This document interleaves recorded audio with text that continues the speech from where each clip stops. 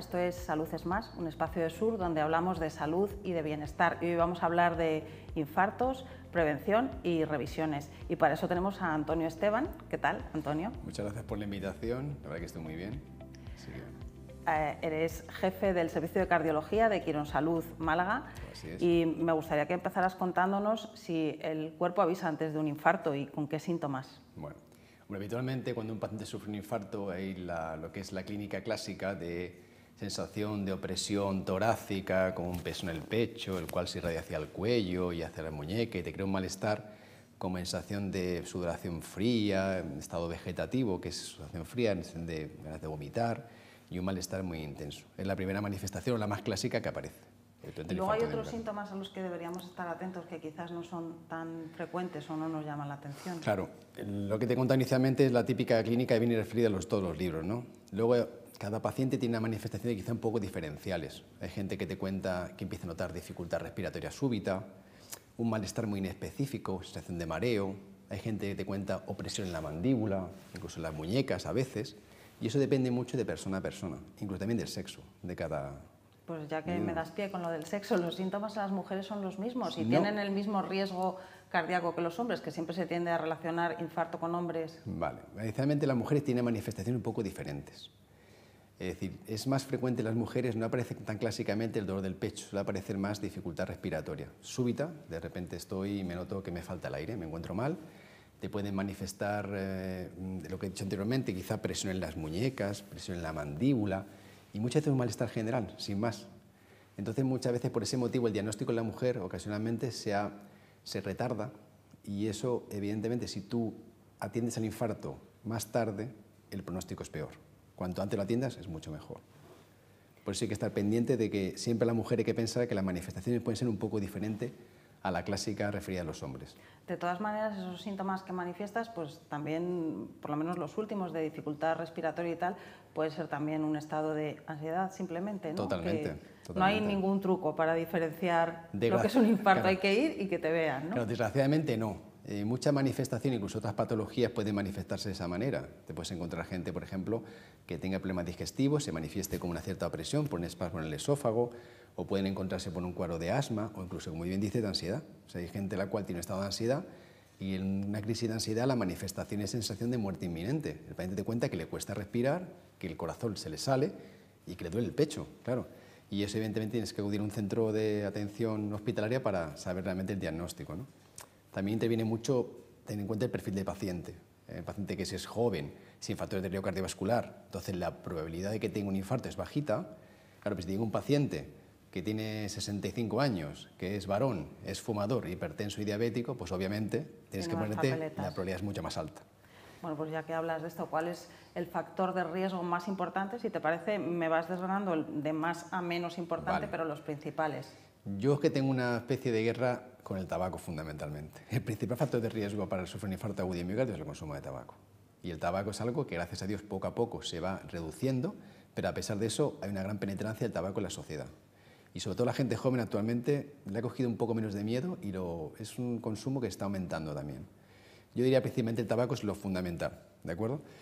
Después, relacionado a ello, el sobrepeso y la obesidad. ¿Por qué? Porque cuando tenemos sobrepeso y obesidad asociamos otros factores de riesgo cardiovascular que son los más importantes, que son diabetes fundamentalmente, que se asocia a tener sobrepeso, diabetes tipo 2, no la que aparece en el adolescente cuando es joven, no, sino la que aparece posteriormente, la hipertensión y el colesterol. Y esas tres factores de riesgo que son muy importantes van asociados fundamentalmente a tener obesidad y sobrepeso, que es otra de las grandes pandemias que tenemos actualmente en nuestra sociedad occidental. Y, por ejemplo, en el caso de fumadores, desde cualquier número de cigarrillos, porque hay gente que dice, no, es que yo soy fumador social. Bueno, explícame un poco esto más. Yo siempre digo a los pacientes que vienen a la consulta y me cuentan eso, me dicen, no, es que yo fumo poco. Digo, bueno, sí, es como decirme, mira, yo me tomo nada más que una dosis así de cianuro pequeñita y luego tomarme una así de grande. Da igual. El tabaco, el hecho de fumar ya de por sí es un riesgo cardiovascular. Obviamente, en cuanto a la cuantía de tabaco, claro, puede aumentar la probabilidad. Pero claro, siempre hay que decir a los pacientes y a la población fundamentalmente que todo esto es una cuestión simplemente probabilística. Es decir, cuando tú tienes un factor de riesgo cardiovascular, no te da la seguridad de que vas a tener un evento cardiovascular, sino que tienes una alta probabilidad. Vas comprando papeletas para ello. Eso es. Yo, de hecho, también en la consulta digo mucho a los pacientes, les explico un poco, me dicen, es que yo me cuido muchísimo, tengo un hermano que nunca ha fumado, nunca ha hecho nada, se cuida muchísimo y tiene un no infarto. Le pasó nunca nada. Bien, yo siempre pongo el mismo ejemplo. Mire, este es muy sencillo. Usted puede ir al bingo a jugar. Entonces, tú el bingo puedes jugar con 30 cartones, ¿de acuerdo? O puedes jugar con un cartón. Nadie te asegura de que con 30 cartones te va a tocar el bingo. Nadie te lo puede asegurar. Pero sí es cierto que tienes más probabilidad de que te toque. Pero el que juega con un cartón, que lo hace todo bien, también le puede tocar el bingo. Así que, claro. O sea, fumar, aunque sea poco, pues también eleva el riesgo. Efectivamente, así es. En cuanto a los niveles de colesterol, ¿cuáles serían los niveles de colesterol recomendables para una persona, en principio, sana y para una persona que tiene un riesgo cardíaco ya más importante? Eso es muy importante. Hay que diferenciar ese factor. El colesterol depende, hay que diferenciar claramente lo que es un paciente que ha tenido un evento cardiovascular, tiene un infarto, en la cual el objetivo de colesterol va a ser mucho más bajo del que puede tener una persona que nunca ha tenido un evento cardiovascular. Evidentemente, tenemos que centrarnos fundamentalmente en el colesterol malo. Cuidado con eso. La gente tiene un concepto me dicen en la consulta, colesterol por encima de 200. Bueno, vamos a ver, hay mujeres con colesterol por encima de 200, claro, pero tienes que saber qué cantidad de colesterol bueno y cuál de malo. Porque si yo tengo un HDL, que es el colesterol bueno, tengo 110, ya lo querría yo para mí, ¿vale? Y la suma global te puede salir 210 de colesterol, pero es un perfil bueno, de buen perfil. Tienes que irte siempre al malo, hay que buscar el LDL. ¿Qué se recomienda? Hombre, todo paciente sin ningún evento cardiovascular, es decir, sin ningún infarto previo, el LDL debe estar en torno a 100. Hay que tener en cuenta que el LDL es un colesterol malo que va aumentando desde que nacemos, progresivamente aumenta con la edad. Y luego, el paciente que tiene un evento cardiovascular, tienes que irte a un LDL muy bajito, casi a la mitad de una persona normal, en torno a 55. Es lo que dicen actualmente las guías de práctica clínica de la Sociedad Europea de Cardiología y la Sociedad Americana, ¿no? O sea, en 100... En torno a 100, sí, en torno a 110, 120 es una... Pero lo que aparece normalmente en la analítica es la suma de los dos, claro, ¿no? Lo digo, claro. Si lo puedes explicar un poco sí, para que... por supuesto, claro, es que... Porque la gente dice, uy, pues si yo tengo 200 o tengo... Claro, pues lo digo, inicialmente con 200 de colesterol, pero hay que saber diferenciar qué cantidad tienes de bueno y qué cantidad tienes de malo. Suponte yo, por ejemplo, puedo tener 210 y tengo 110 de HDL, que es bueno, y 100 de LDL, que es malo, por así decirlo. Y la suma global, bueno, también suman los triglicéridos, bueno, es una forma un poquito más compleja, pero así a grandes rasgos podemos decir que tengo un HDL muy alto, que al sumar me sale un colesterol global muy alto, pero eso no quiere decir que tengas un riesgo cardiovascular, al contrario. Vale. Yo digo, me encantaría tener un HDL, a mí, personalmente, como varón, porque las mujeres tenéis siempre el HDL más alto que los hombres, me gustaría tener un HDL muy alto. Bueno, pero siempre tienes que irte a saber realmente qué cantidad de LDL, del colesterol malo tienes en la... Y yo creo que todos tenemos bastante claro lo que hay que hacer para tener el colesterol malo o para intentar que no suba. Pero si nos puedes dar recomendaciones de estilo de vida y de dieta para tener el bueno alto. Yo es que realmente aquí, sobre todo viviendo en España y aquí en el sur de España, con la dieta que tenemos, siguiendo nuestra dieta mediterránea, que es rica en legumbres, en verduras, en fruta, en pescado, que tenemos el mar aquí al lado, con un perfil de una dieta equilibrada tenemos un colesterol fantástico. Es lo fundamental, hacer una dieta muy equilibrada, evitando el sobrepeso, comer de manera adecuada y sobre todo hacer ejercicio físico. Eso es fundamental. Tienes que hacer ejercicio físico. Y eso ya se ha demostrado en múltiples estudios que y yo cuando digo ejercicio físico no me refiero a nada, ningún ejercicio de intensidad, no. Solamente caminar, andar, salir a caminar todas las tardes. 1 hora todas las tardes, el que mueve las piernas mueve el corazón, está clarísimo. Además se ha demostrado que principalmente son las piernas las fundamentalmente que mejoran el pronóstico a nivel cardiovascular. Eso sí, salir a caminar 1 hora todos los días. Segunda pregunta que me dicen, bueno, ¿y a qué ritmo tengo que andar? Bueno, andar no es pasear, no es me cojo y de un paseo que veo escaparates, no. Andar es, yo siempre digo a la gente, tiene que andar a un ritmo lo suficientemente rápido para que se sienta cómodo respirando, pero que sería incapaz de mantener una conversación con una persona que estuviese a su lado. Esa es la nivel de intensidad de ejercicio que hay que hacer, ni más ni menos. Pues tomamos nota de ese ejercicio. Entonces, supongamos alguien que tenga el colesterol pues, en unos niveles adecuados, que no tenga hipertensión, que siga un estilo de vida saludable, ¿no tendría riesgo cardíaco o hay otros factores que pueden elevarlo y que no dependen de nosotros? Hay un factor que evidentemente es inevitable, que es nuestra genética. Depende de factores genéticos. Hay gente en la cual tiene una alta probabilidad de tener eventos cardiovasculares desde el punto de vista genético y frente a eso, hoy por hoy desgraciadamente no podemos hacer nada. Es un factor que no es modificable. Pero ¿qué podemos hacer por nuestra parte en ese aspecto? Pues obviamente pues hacer lo que se puede modificar, que es hacer ejercicio y una dieta adecuada. Lo otro, todavía en la medicina no se puede modificar los genes. Bueno, ya veremos en un futuro. Pero es decir, pensar de que si yo, aunque lo haga todo bien, no me va a pasar un evento cardiovascular, siempre digo a los pacientes que la medicina no son matemáticas. La medicina es una cuestión probabilística. Que alguien que por genética tiene tendencia a tener arteriosclerosis, pues efectivamente, puede tenerla, pero sí puede descender las papeletas que comprábamos, como decíamos correcto, antes. Correcto. Con un estilo de vida adecuado. En pacientes infartados, ¿cómo se les trata habitualmente y qué tipo de seguimiento se les hace? Vale, vamos a ver. Lo más importante actualmente en lo que es el infarto agudo de miocardio, la atención lo más precoz posible. Cuando un paciente tiene un evento, un infarto en cualquier momento, es la asistencia, lo que llamamos nosotros en cardiología, la angioplastia primaria. Es decir, entra en una sala de hemodinámica y el infarto se produce porque súbitamente una placa de colesterol se rompe, se crea un trombo y la arteria se cierra. Claro, si se cierra la arteria, evidentemente el flujo sanguíneo que depende de esa arteria, pues esas células mueren si no las tratas de manera precoz. Lo que hay que tratar de hacer es abrir esa arteria lo antes posible. ¿Y eso cómo lo hacemos? Pues eso es a través de un cateterismo cardíaco. Es meter una... Eso es lo que hacéis en la sala de hemodinámica. Correcto, así es. La sala de hemodinámica es la asistencia lo más rápidamente posible a la sala de hemodinámica y la técnica que se emplea es la angioplastia primaria, que es eso, meter un catéter por la arteria una arteria radial, llegar a la zona del corazón donde está la arteria obstruida y mediante unas técnicas de dilatación de un balón y poner lo que se llama un esteno, un muellecito, lo que hacemos directamente es abrir la arteria lo más rápidamente posible. Porque sabemos que cuanto más rápido seamos, más células cardíacas salvamos y mejor el pronóstico del paciente. Eso es fundamental. Como he dicho nosotros, por ejemplo, aquí en Quirón Salud Málaga, somos el centro privado, actualmente es el único a nivel andaluz que dispone de 2 salas de hemodinámica. De tal modo que tenemos asistencia 24 horas al día, 365 días al año para hacer una asistencia a un infarto agudo de miocardio, independientemente de una sala esté ocupada o no. Lo hacemos continuamente. Y de hecho, ahora ya hacía 5 años que empezamos este programa y hemos hecho en torno a 300 angioplastias primarias en un centro privado, que eso no lo tiene ningún centro privado en Andalucía.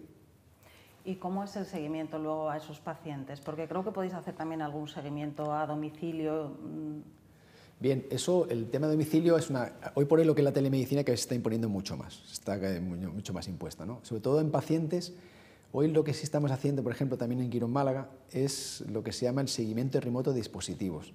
Independientemente aparte del infarto, que lo dejamos a un lado un momento, es cuando a un paciente le pones un marcapasos, le pones un desfibrilador, un dispositivo de este tipo, tenemos la posibilidad de mandarle a su misma casa un pequeño aparatito que se conecta continuamente con el marcapasos o con el desfibrilador y nos manda información en tiempo real nosotros al hospital. De tal forma que si yo en algún momento ese dispositivo detecta algo raro y me manda una alerta, llamamos al paciente ese mismo día para que venga a la consulta y verlo inmediatamente. Eso aumenta la seguridad del paciente y evidentemente la satisfacción del mismo, ¿no?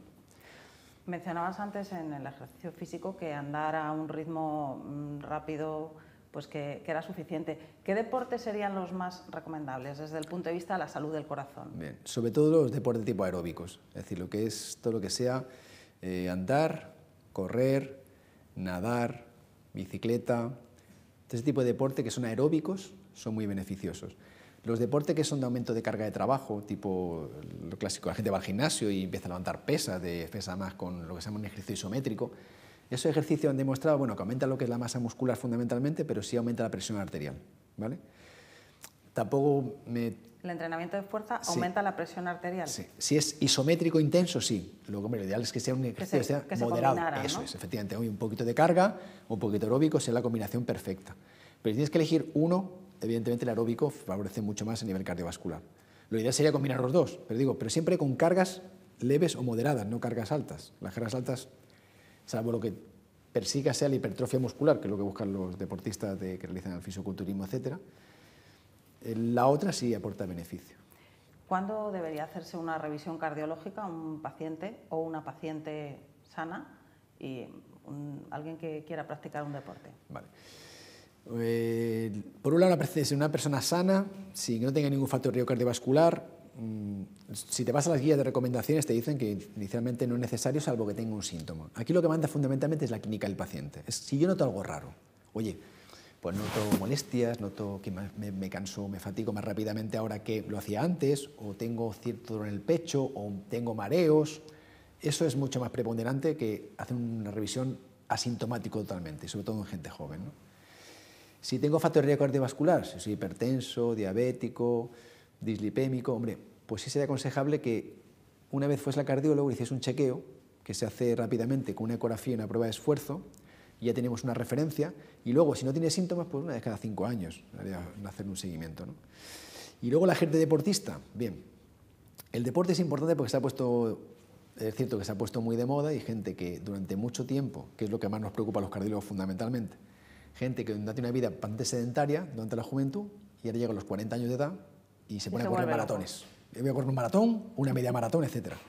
En estas circunstancias yo sí le aconsejaría a esos pacientes que viniesen al cardiólogo y echésemos una revisión.